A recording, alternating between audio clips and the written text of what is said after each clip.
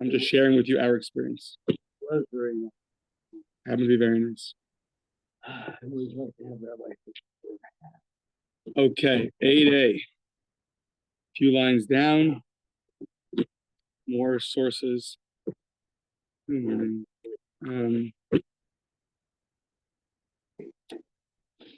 Eshkechan mitzvah b'shinui kodesh. We found that there's a mitzvah to not change, to have in mind the offering that you're offering, to have that offering in mind. So that we found is a mitzvah in terms of having the right offering in mind. And we found that throwing the blood, you should have in mind the person you're atoning for. The zrika b'shinui bailim, bein lemitzvah, bein la'akev. It's a mitzvah, and it's a necessity. Without it, it's going to prevent the atonement. What about la'akev b'kol avodos? What about all the other services, the accepting of the blood and the walking? How do you know that those are also going to prevent the offering, the chatas offering? And la'akev b'kol avodos b'shinui kodesh, u'b'shar avodos b'shinui bailim, bein lemitzvah, bein la'akev minalam. So how do you know that all the other services also you have to have the right intention? You have to have the right offering in mind. And by all the other services, you have to have in mind the owner, not just by the throwing of the blood. How do I know those? Amar Rabbi Yonah, Asya me chatas nazir. Learn it out from a chatas of a nazir. The nazir brings a sin offering at the end of his service. So Asya me chatas nazir dichsiv, as it says, v'hikriv hakohen l'fnei Hashem also chatas so ves ola so. He should bring his chatas and his ola. And the Gemara learns it to mean shu kol asiyosav l'shem chatos. All of its actions should be done for a chatos. Okay, so you have to have in mind the chatos. All of it has to be done for the chatos. So we learn from Nazir, which it has to be chatos, so it has to be for his chatos. We learn from there that every other chatos has to be for its chatos. That's all true by the offering you're having in mind. Eshkon shinui kodesh. Shinui bailamino, and how do I know that I have to have that owner in mind? So Amar Rav Huna, brother of Yeshua, chatos me chatoso. So it says you learn out chatos from chatoso. It says that chataso, a person brings the Kohen brings the chataso, his chatas. So one thing, I think that's the extra vav. The extra vav.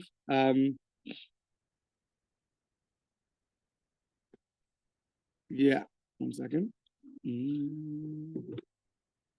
Okay, Rashi a little bit fills in the blanks. Is that by a nazir it says chataso and olaso. That's how you know it's a mitzvah to have in mind that offering. And then we're going to compare it to a shlomim. Just like the shlomim, there's no difference between the throwing of the blood and the rest of the services. You have to have in mind the owner. So to a chatas is not going to differentiate between the throwing of the blood and the rest of the services, that it's going to actually prevent it from being, it's going to be a preventative, meaning if you don't have it in mind, it's not going to be good. So at the end of the day, from chataso, you learn there's a special requirement that you have to have it in mind. And just like the throwing of the blood is something which if you don't have it in mind, it's not going to be good, so to everything else, if you don't have it in mind, it's also not going to be good.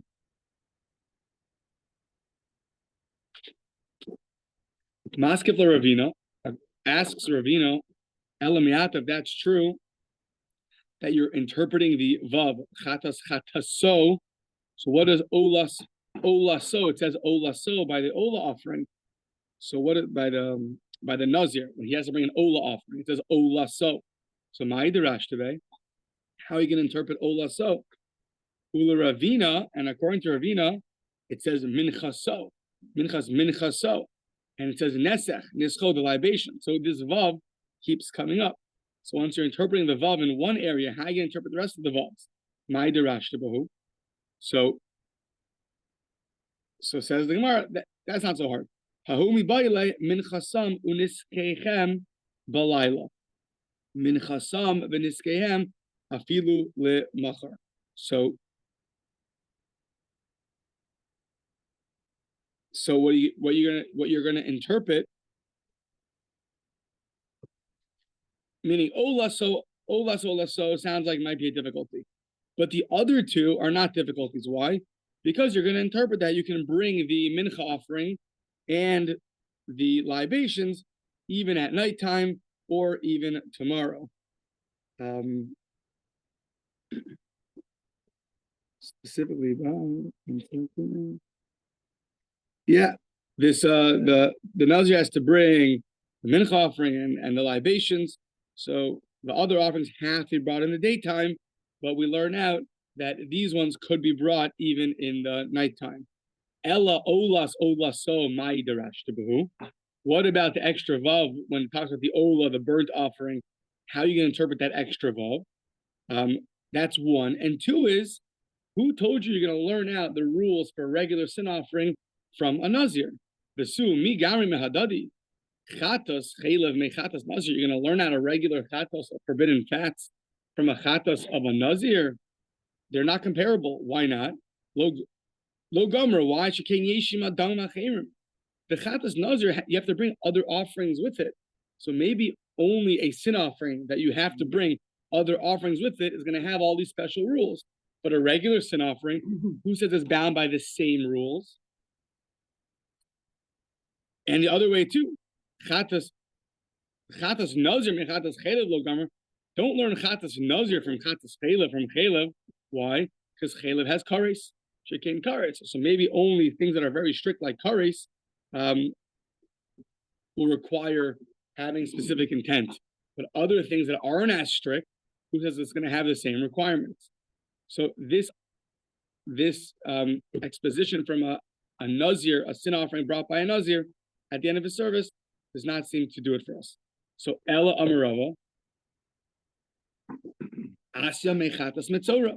The Mitzora brings an offering at the end of his service also. At the end of his Mitzora. Yeah. So it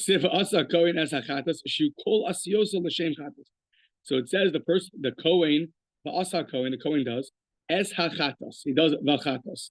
What does that mean? When he does the Chatas. What it means is, Shiyu Kol Asiyos of all of his doings, all the services, L'Shem Chatas. It should be for the sake of a Chatas. So learn out from the Mitzorah sin offering to everywhere else that it should be done for the sake of a sin offering. You should have it in mind.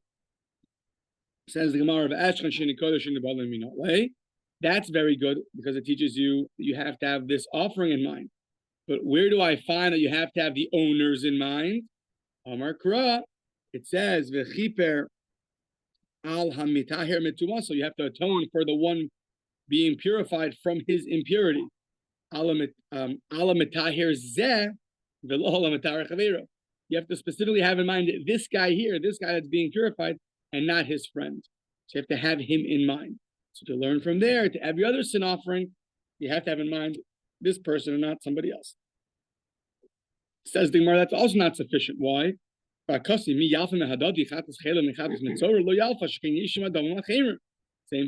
A chatas mitzorah cannot teach you to other sin offerings because a sin offering brought by a mitzorah is accompanied by other offerings. A sin offering is not. So maybe only something which is accompanied by other offerings is going to have these special stringencies, but other things are not going to be like that. And don't tell me you're going to learn the other way. Chatas mitzorah and chatas chaylev lo gamer shein kares. A chatas mitzorah you can't learn out from a regular chatas because a regular chatas has kares. So therefore, once again, they're not comparable. A regular sin offering to a mitzorah sin offering. So it says the Gemara, okay, I have an idea. It says maybe mechada lo. You're right. It sounds like we're having difficulty learning from one of the sin offerings, but maybe out of these three, the mitzorah, the nazir, and the regular sin offering, I can learn teisei chada metarti. The Torah could have left one out, and I would have learned from the other two. It says which one should have been left out, meaning not left out the requirement to bring the sin offering. What's left out is the requirement to have everything in mind. the sake of the sin offering and the sake of the owner. Leave one of those out in one of the categories, and we'll learn out from two of the categories. Says the Gemara, okay, so which one do you want to leave out? The high lo lichtav. So says the Gemara, okay, let's go one by one. Lo lichtav rachmana bechatas chelav v'teis mehana.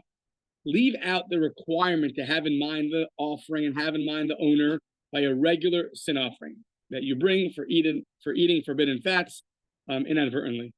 And then you learn it out from Mitzorah and from Nazir. V'teis mehana.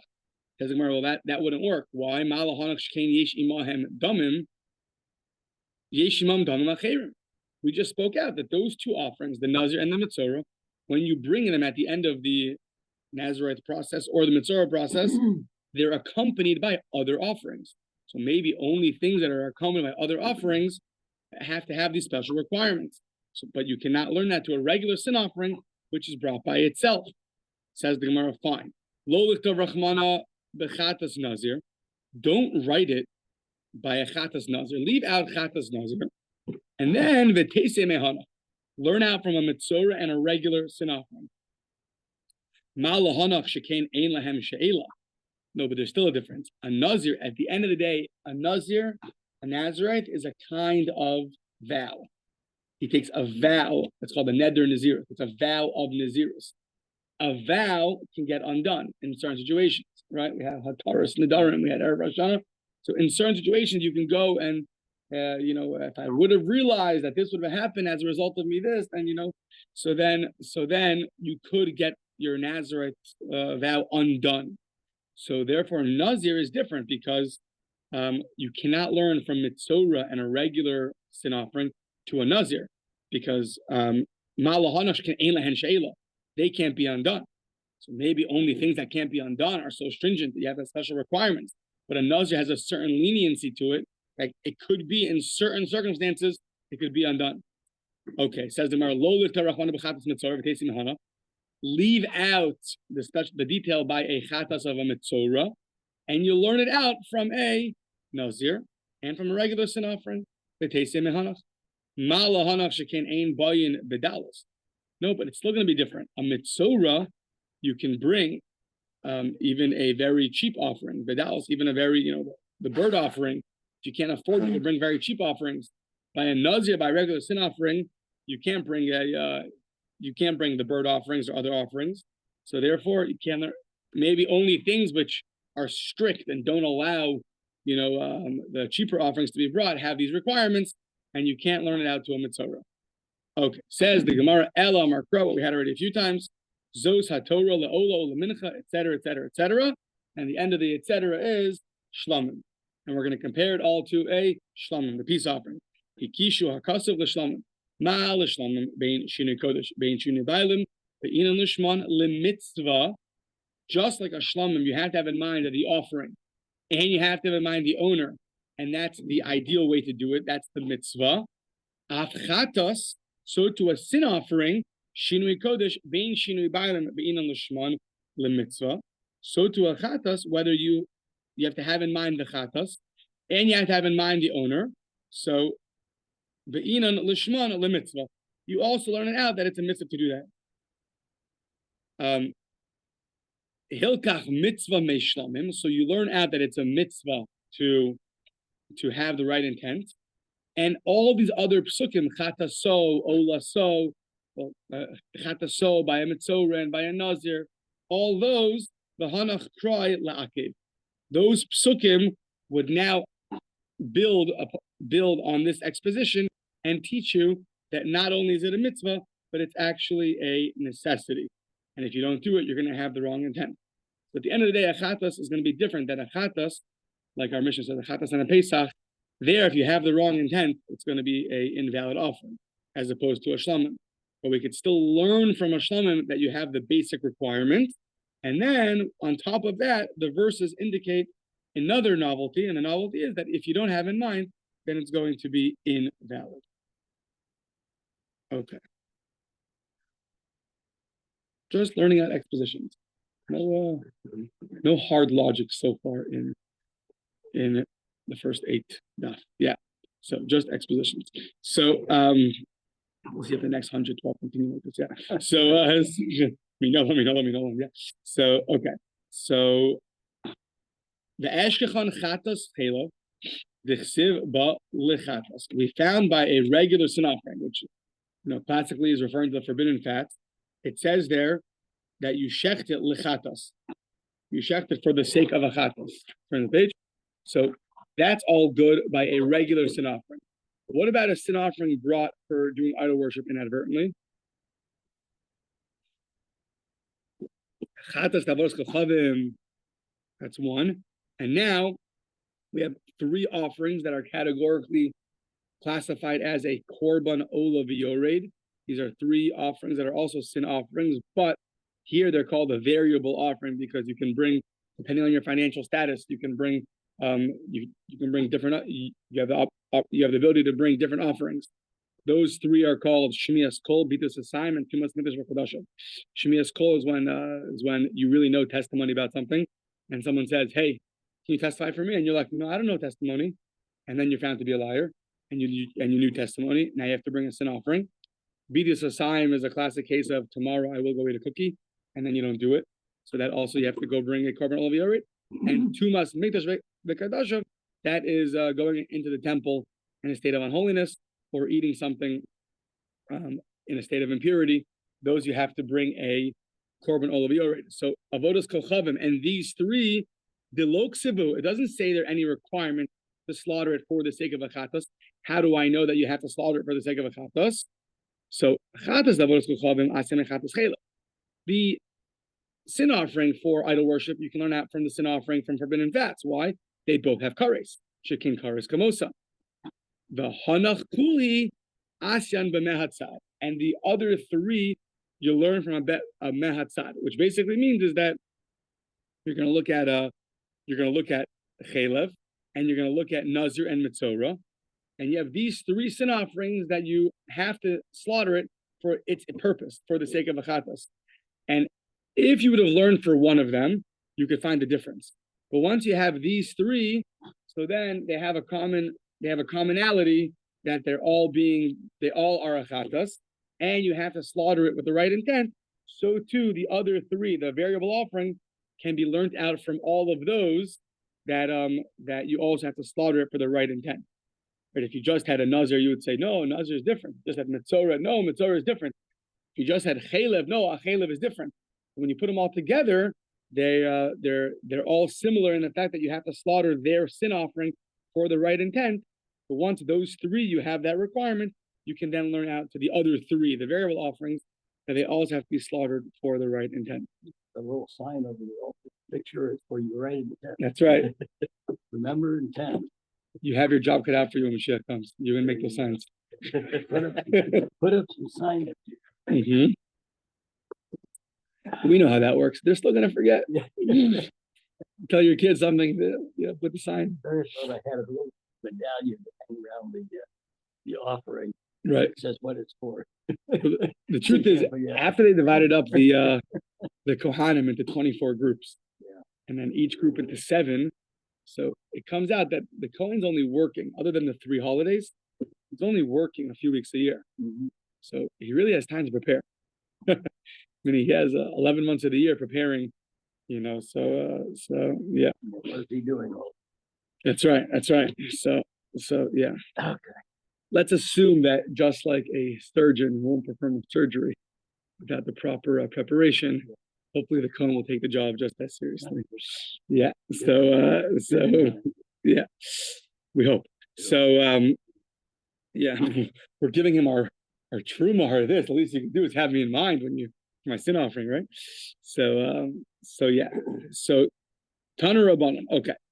Pesach time. Yeah. So Pesach time. Pesach Bismano. So now it's going to sound like funny, but it's not so funny. So Pesach Bismano, a Paschal offering brought on the 14th, Erev Pesach, for the right intent, Lishmo, kosher. That's good, obviously. Shelo Lishmo Pasala. It's the other exception to the rule. If it's brought for the wrong intent, then it is invalid.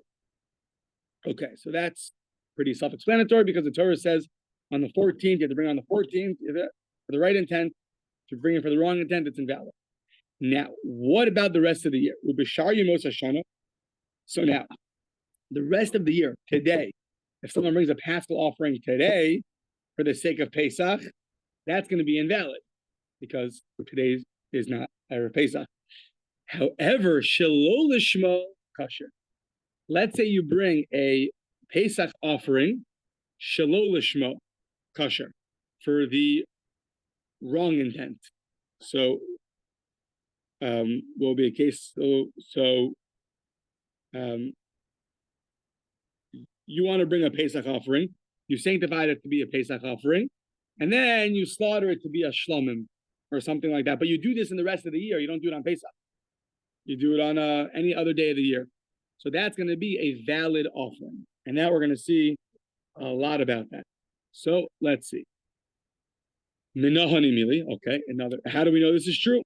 Amar Avudah Shmuel, the father of Shmuel, said the following. Amar Kra, the pasuk says, the im min hatzon, you got to take from the flock, either a sheep or a goat, right? Yeah. Yeah. So either gonna be a flock, either gonna be a sheep or a goat. And the verse says it's a little bit vague, but it says the min hatzon korbano, you're gonna take an offering lezevach shlomim laHashem. You're gonna take an offering from the flock, and you're gonna sacrifice it as a shlomim laHashem. Okay, so now, davar haba min hatzon, an offering which is brought from the flock. So a Pesach offering is one which is brought from the flock, because a Pesach offering has to be brought from the flock. It cannot be brought from something else, from cattle. It has to be from the flock. So that offering can be lezevach shlomim. If it's slaughtered for a shlomim, it'll be good.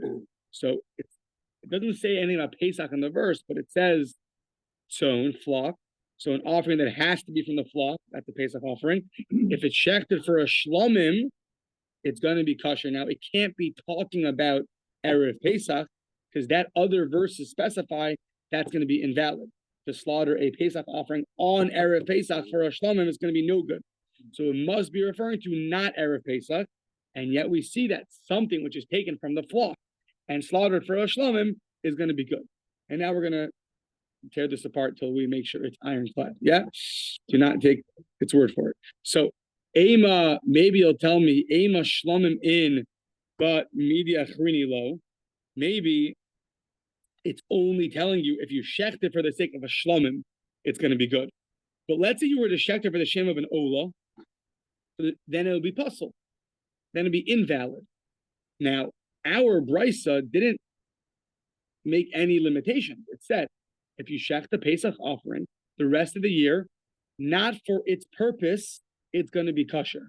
Not for its purpose. Not for its purpose could be a shlomim, an olah, a toda. It could be a lot of things. So we agree right now that it sounds like if you shecht it for a shlomim, it'll be good.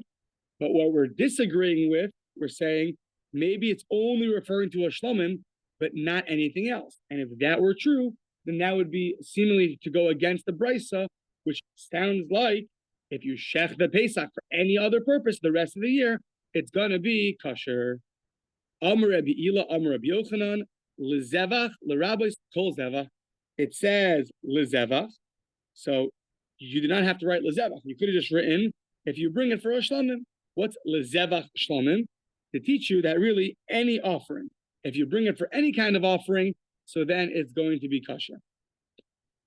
Says the Gemara not so fast. Ema kol deshachet lahave kamosa.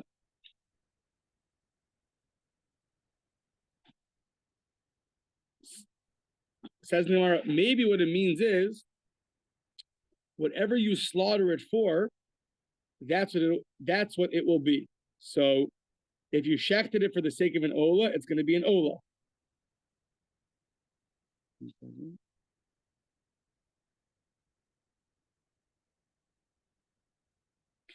Right, meaning you're shechting the Pesach offering even for a different intent, and we're saying that it's still going to be good. Now, we're not going to view it as a Pesach offering. We're really going to view it as a shlomim, a peace offering. And we're just saying that even if you have any other intent in mind, you'll still view it as a peace offering. You're not going to view it an ola. On that, the Gemara is asking, why not? If you have in mind that you're slaughtering for an ola, let it be an ola. So says the Gemara, okay. If the word zevach followed the word shlomim, then it'll be like you said. But lezevach shlomim, it said zevach first, and then it said shlomim. So it sounds like whatever you slaughter it for, it's going to end up being a shlomim. So meaning a Pesach offering that's slaughtered on the rest of the year, it's going to turn into a shlomim. It becomes a shlomim. It can't be a Pesach offering because it's not the 14th of Nisan. Now, what do you want it to be? Whatever it's slaughtered for? That the Gemara is saying, well, the word zevach comes before the word shlomim. So it sounds like the exposition is anything you slaughter it for, anything, an ola, whatever it is, it's going to end up being a shlomim. So, lezevach shlomim, lekol deshachet le shlomim lahave. Whatever you slaughter it for, it's going to be a shlomim. Okay. Says the Gemara, not so fast. Ema. Okay, so this is like we had a similar thing last week, I think. Ema lez. I just guessed. I don't remember. It's only 8 daf in, so it can't be more right. So Ema lezeva klal. So maybe like this. These words lezeva shlomim should really be what we call a klal uprat, a general rule, and then a specific rule. So Ema lezeva klal, whatever you slaughter it for, but shlomim prat, but not anything. It's not anything you slaughter it for. It's only if you slaughter for the sake of a shlomim, following the general rule of a klalu prat. So, klalu prat ein bechlal ela mashav prat. Whenever you have a generality followed by a specification, so then it's whatever the specification is. The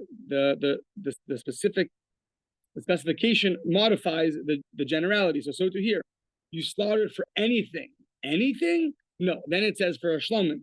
So therefore, you would learn shlomim in midiach rinilo. It's only if you slaughter it for the sake of a shlomim and nothing else. Which, if that would be true, that's not what the Brisa says. The Brisa says any Pesach offering slaughtered for the wrong intent. Wrong intent means anything, not just a shlomim. So now we're asking, but maybe if you're using this verse, the verse should be a klalu prat. And if it's a klalu prat, then it's only if you slaughter it for the sake of a shlomim. So that the Gemara says La Hashem, but at the end of the verse it says La Hashem, which is another generality. Hadar v'klal. So klal uprat klal. Now it's going to include more things, not just what's in the klal, what's in the generality. So it's really going to be a klal uprat klal, and therefore it's going to include more than just a shlomim. So on that, the Gemara says, Master of Yaakov ben Arbakud, but halo dami kala basa kala kama. Right, we had this, but these two generalities are not the same.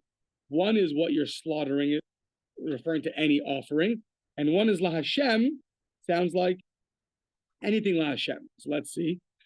Klalabasa, lo dami klalabasa la kala kama. The last klal, generality, La Hashem, is not similar to the klalakama, the first generality. Why not? Klalakama marbi zbachim. The first one says lezevach, slaughtering any kind of offering.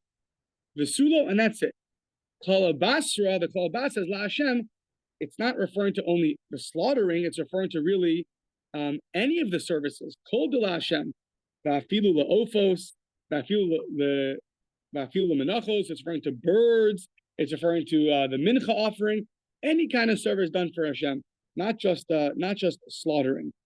So it says the Gemara, we had this earlier, Hatana very small, b'klali uprati, darish ki hayigavna.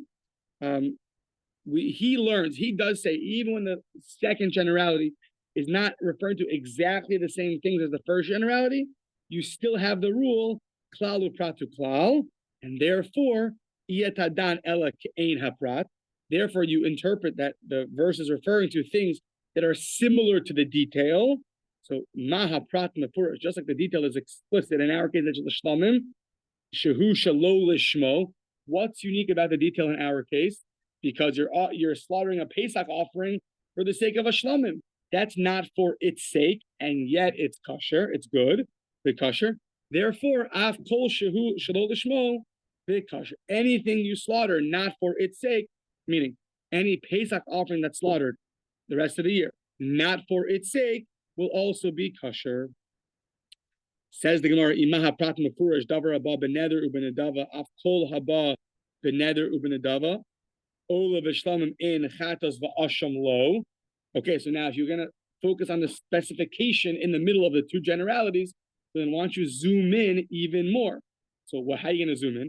The shlomim you can voluntarily bring a shlomim. It can be brought as a neder or an adava.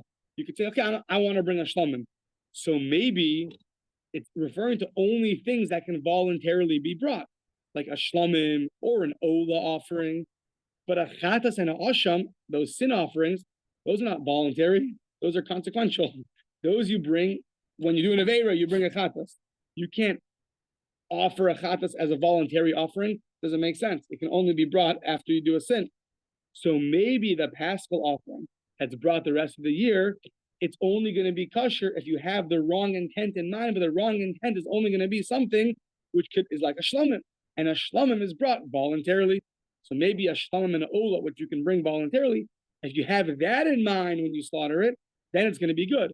But if you were to have in mind a chatas or an asham, then it would not be good. And once again, the brisa doesn't make any distinctions. The brisa says a paschal offering slaughtered all year round for the wrong intent is going to be good. It doesn't say only shalom and ola, not chatas v'asham. It says for the wrong intent. It sounds like it includes even the sin offering. So says the Gemara, okay, you're right. Ella lizevach ripuyahu. It sounds like the extra lizevach. It sounds like we're not going with the klal or prat to klal. We're going with the word lizevach. The word lizevach is an extra word. You could have just written it lishlamim. So therefore, lizevach is going to be extra to teach you that any kind of offering, if you slaughter it for any kind of offering, it will end up being a shlamim. Okay. Says the Gemara, Ema lekol deshachet leila havi kevaste.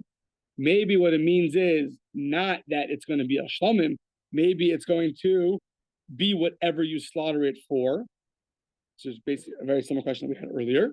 So to that we say, Amar Rabbi Yochanan, Dochin kachim hane'acholin. Next page. Dochin kachim hane'acholin, eitzel kachim hane'acholin. The ain dochin kachim hane'acholin, eitzel kachim she'ein hane'acholin.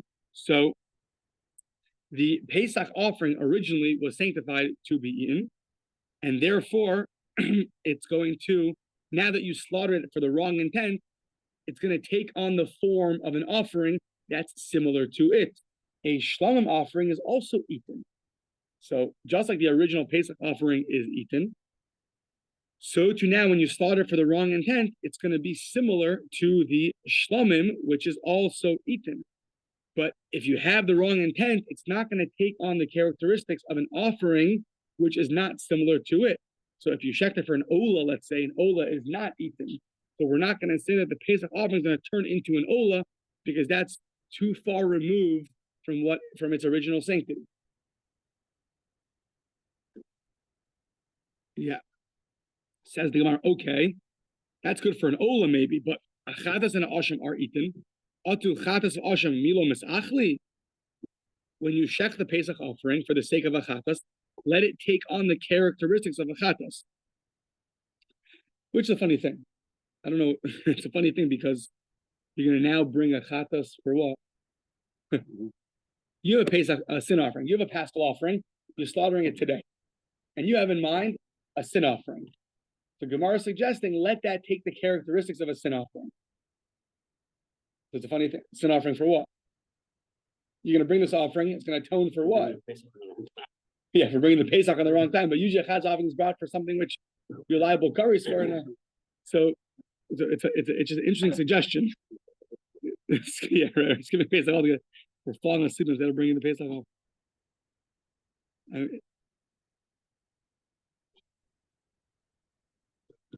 Yeah, I know that's interesting. So says Mar. Okay, fine. Why does the paschal offering only take on the characteristics of a shlomim?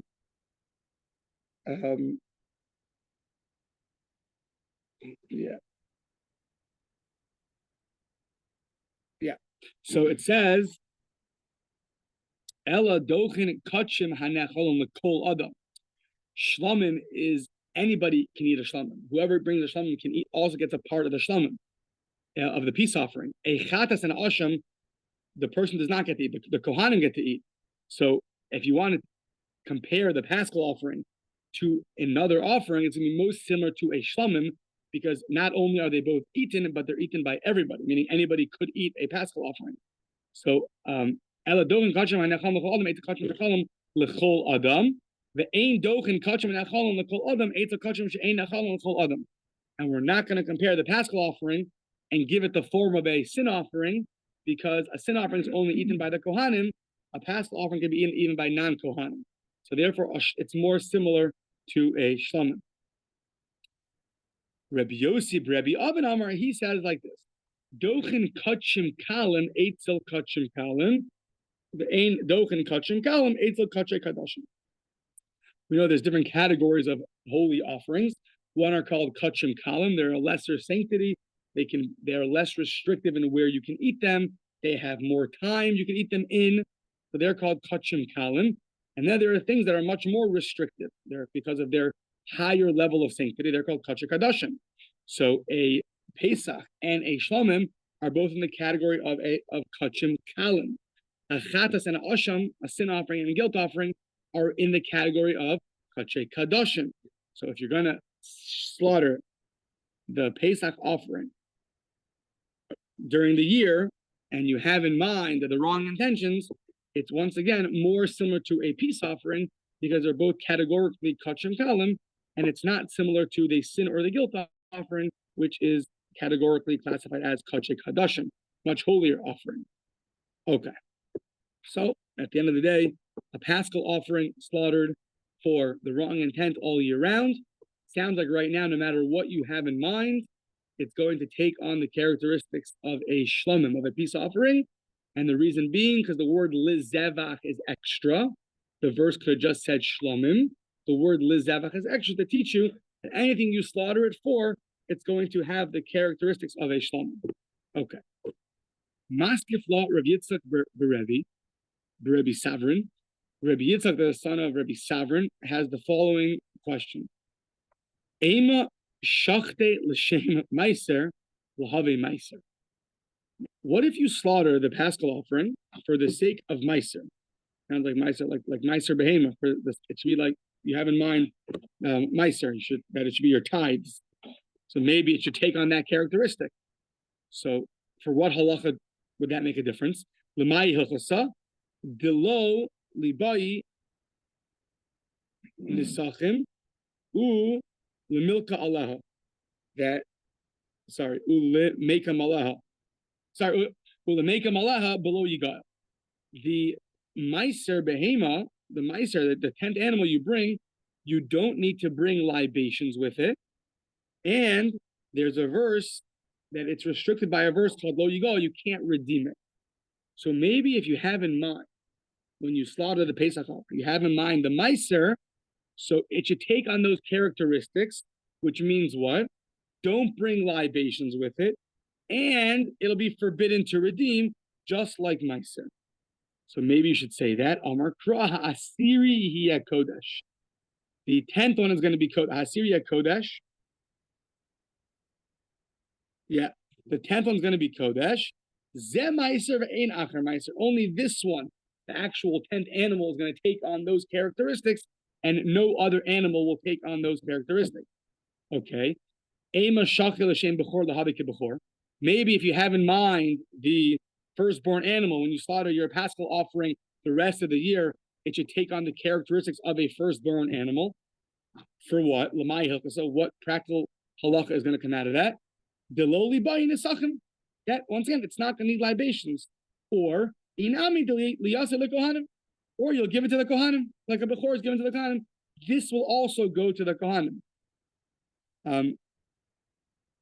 Bechor nami avra mi meiser. The word avra and the word avra it should pass is learned out of Gzeir Shava from meiser, and therefore whatever meiser has, it's going to have also, and therefore just like meiser is only this will be meiser, so to the bechor will be only this will be a bechor, and nothing else will be a bechor. The ema shachti l'shem tmura l'have tmura. We know that when you incorrectly transfer sanctity, you did an avera, but it works. It transfers onto another animal. So maybe have this animal, the paschal offering, you have in mind a tmura. Let it take on the characteristics of a tmura, labe tmura. Lemay hilchasa, for what halacha is that taught? Milka Allah, to get malchus. Inami lemekam aleha below yimacher, below you go. Or, I think some take this out. Yeah, some take this out. But or to have it be restricted that you can't sell it and that you cannot redeem it. Have it have those characteristics. Amar Mar Zucher, Beider of Nachman, Amar Kra. No. The Hayahu Utmuraso. The Hayahu Utmuraso Yia Kodesh. Only it and its substitute are going to be Kodesh. Zutmura, this one and only this one, the one that you're transferring the sanctity from offering A to offering B, will have the characteristics of a tmura, the ein acher tmura, but it will not be, but nothing else will be a tmura. So the paschal offering can't be a tmura either. The ema shakta l'shem toda, labeki toda. If let's say you slaughter for the sake of a thanks offering, it should take on the characteristics of a thanks offering. L'may hilchasa, for what halacha are you teaching me? Lahatinu lechem, it should require bread. The toda offering is brought with all its bread. Mi ika midi the pesach kufe lo ba'i lachem or mosher ba'i lachem. Could it be that the pesach offering doesn't come with bread, and now that you have in mind something else, you're going to now require the pesach offering to be brought with bread? That's what it is. That's your chatas, yeah. So that doesn't make any sense. So,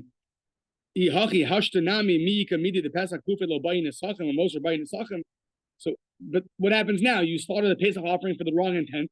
It becomes a shlomim, and now you have to bring libations. But the Pesach offering itself doesn't come with libations. So we say like this: Anon haki kam, I'm trying to get to the period.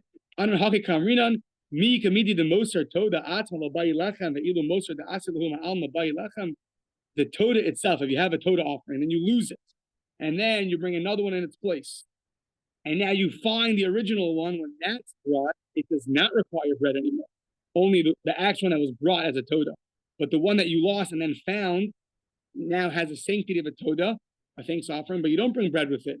So that doesn't get bread, but what this one should get bread doesn't make sense. And therefore, it's not going to, the Pesach offering that's slaughtered for the sake of a toda is not going to be brought as bread, just like that original toda that was lost and then found won't be brought with bread either.